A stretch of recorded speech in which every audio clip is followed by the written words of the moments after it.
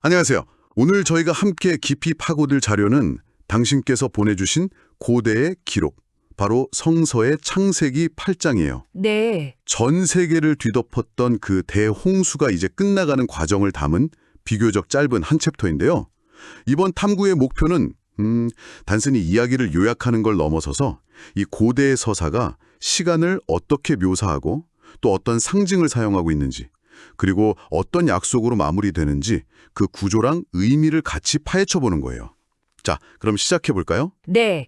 이 챕터는 그야말로 대전환의 순간을 그리고 있어요. 대전환이요? 파괴에서 회복으로, 그리고 방주라는 그 닫힌 공간에서 무치라는 열린 세상으로 나아가는 과정이죠.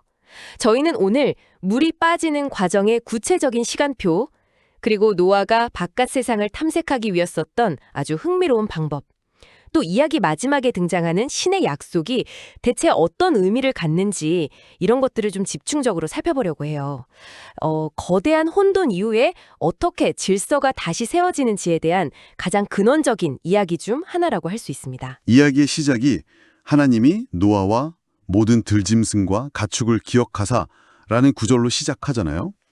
여기서 기억했다는 표현이 참 독특하게 다가와요. 우리가 흔히 맞다, 깜빡했네 할 때 쓰는 그런 기억이 아닌 것 같거든요. 아주 정확하게 보셨어요. 원문에 쓰인 권념하다라는 단어는 단순히 잊었던 걸 떠올렸다는 뜻을 훌쩍 뛰어넘어요. 그런가요? 네, 적극적으로 관심을 기울이고 이제 행동에 나서겠다는 의지를 담은 굉장히 능동적인 표현이죠.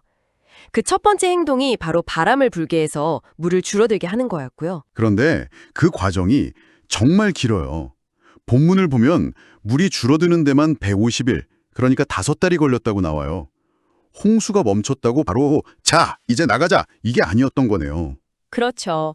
이 긴 시간은 홍수 자체의 어마어마한 규모를 보여주는 동시에 이 파괴된 세상의 회복 역시 즉각적인 기적이 아니라는 거, 아주 점진적이고 더딘 과정이라는 걸 암시해요. 시간표를 자세히 뜯어보면 더 실감이 나요.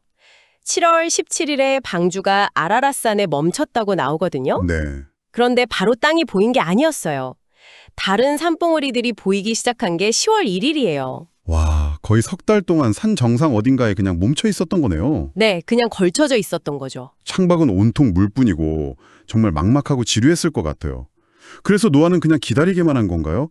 뭔가 직접 상황을 알아보려고 시도하지 않았을까요? 바로 그 지점에서 이 이야기의 정말 흥미로운 부분이 시작돼요. 산봉우리를 보고 나서도 40일을 더 기다린 노아는 드디어 방주 창문을 열고 정찰병을 내보냅니다. 첫 번째 정찰병이 까마귀였죠. 맞습니다. 그런데 기록을 보면 좀 애매해요. 물이 땅에서 마르기까지 날아왕래하였더라라고만 되어 있거든요. 뭔가 뚜렷한 소식을 가져온 것 같진 않아요. 그냥 왔다 갔다만 했다는 거잖아요. 이게 정말 재미있는 지점인데요. 노아가 그냥 아무 새나 보낸 게 아니라는 거죠. 첫 번째 주자인 까마귀는 일종의 광역 탐색 유닛이었던 셈이에요. 광역 탐색이요? 네, 까마귀는 생존력이 엄청나게 강하고 물 위에 떠다니는 사체 같은 것도 먹을 수 있잖아요. 그렇죠. 그러니 무시 완전히 드러나지 않은 상황에서도 그럭저럭 살아남을 수 있었을 거예요. 아하, 그러니까 까마귀는 나가서 먹을 거 있네. 나 여기서 좀 지내다 갈게. 약간 이런 느낌이었던 거네요. 그렇죠. 노아 입장에서는 정말 답답했겠어요. 돌아오지도 않고 그렇다고 좋은 소식을 물어오는 것도 아니고. 맞아요. 까마귀의 비행은 노아에게 세상이 아직 완전히 마르지는 않았구나 하는 그 정도의 대략적인 정보만 줬을 뻔이죠.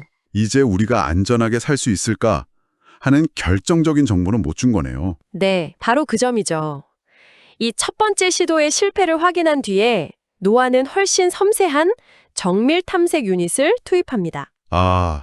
그게 바로 비둘기. 바로 비둘기예요.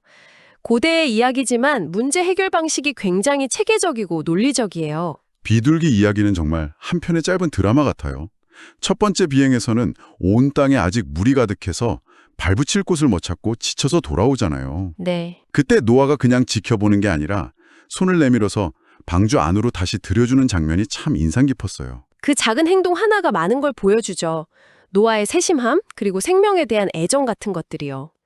동시에 아직 세상은 위험하고 이 방주 안만이 유일하게 안전한 공간이라는 걸 시각적으로 보여주는 장면이기도 하고요. 그리고 7일을 더 기다렸다가 두 번째 비행을 시키죠. 맞아요. 이번에도 비둘기가 저녁 때쯤 돌아오는데 빈부리로 온 게 아니었어요. 그렇죠. 입에 뭘 물고 왔죠. 입에 감남새 잎사귀, 즉 올리브 새 잎을 물고 있었어요. 죽음으로 가득했던 세상에서 발견한 첫 번째 생명의 증거잖아요.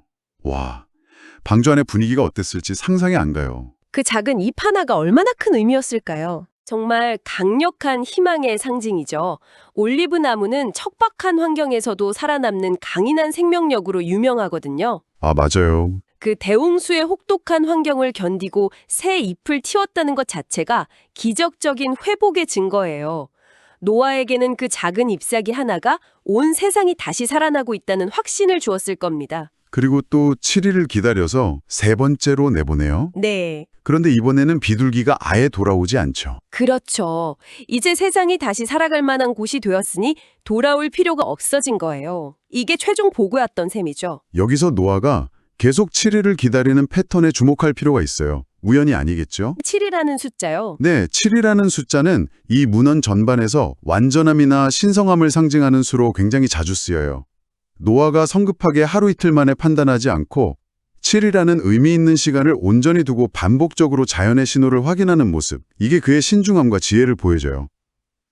거대한 신의 기적 속에서도 인간이 할 수 있는 가장 현실적이고 실용적인 탐사 방법을 사용하고 있다는 점이 이 이야기의 깊이를 더해주는 것 같아요. 저 같으면 비둘기가 안 돌아오자마자 됐다, 이제 나가자 했을 것 같은데 노아는 그러지 않네요. 맞아요, 안 그랬죠. 심지어 본문을 보면 노아가 601세가 되던 해 1월 1일 새해 첫날에 방주 뚜껑을 열고 땅이 마른 걸 직접 확인까지 해요.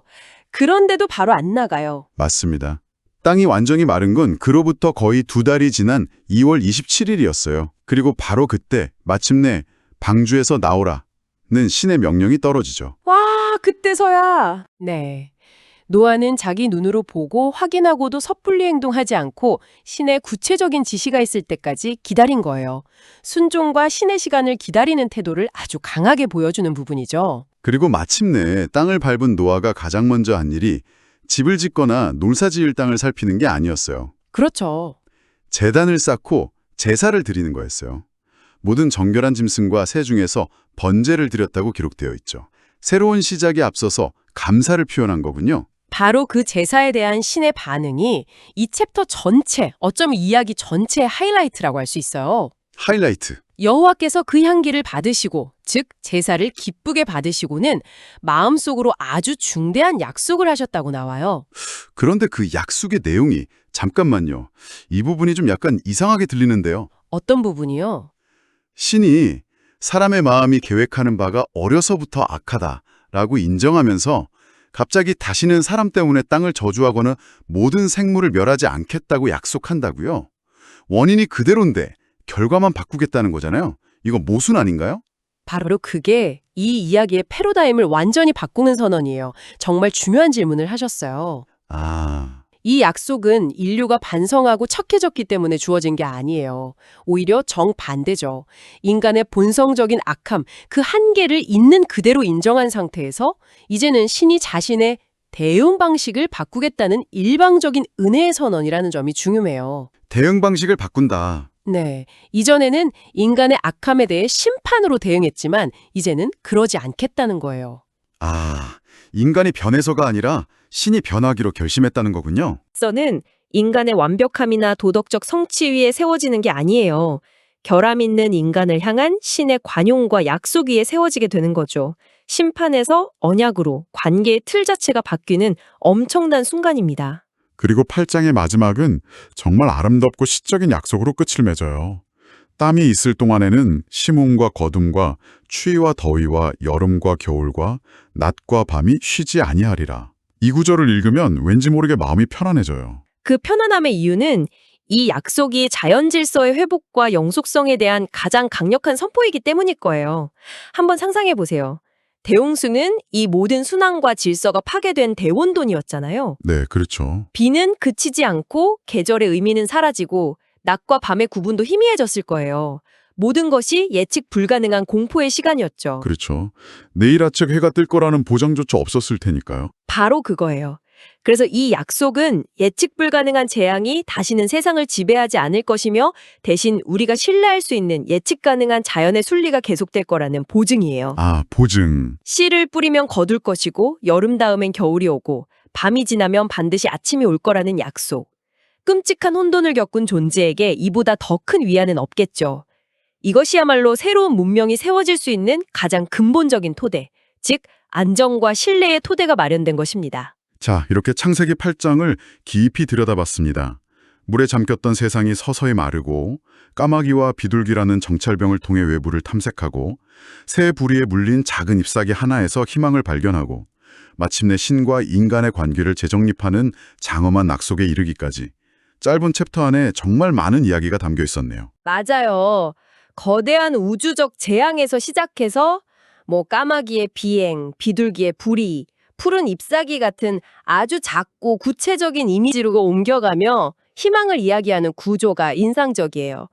그리고 인간의 본질적인 결함에도 불구하고 이 세상은 이제 심판이 아닌 신의 약속에 의해 유지될 거라는 질서와 안정에 대한 깊은 믿음을 심어주며 끝을 맺죠. 그리고 보니 그 중대한 약속, 노아한테 직접 말해준 게 아니었네요. 네, 아주 중요한 포인트예요. 본문 21절을 보면 신이 이 약속을 그 중심에 이르시되, 즉 스스로에게 자신의 마음속으로 했다고 묘사해요. 이것이 오늘 당신께서 한번 생각해 보실 만한 점을 던져주는 것 같아요. 네. 공개적으로 선포된 약속과 자기 자신에게 하는 깊은 내적 다짐은 어떻게 다를까요? 이 위대한 약속이 다른 누구도 아닌 신의 내적인 결심으로 묘사된 것은 그 약속의 견고함과 영원성에 대해 무엇을 암시한다고 생각하시나요? 한번 곱씹어 볼 만한 지점인 것 같습니다.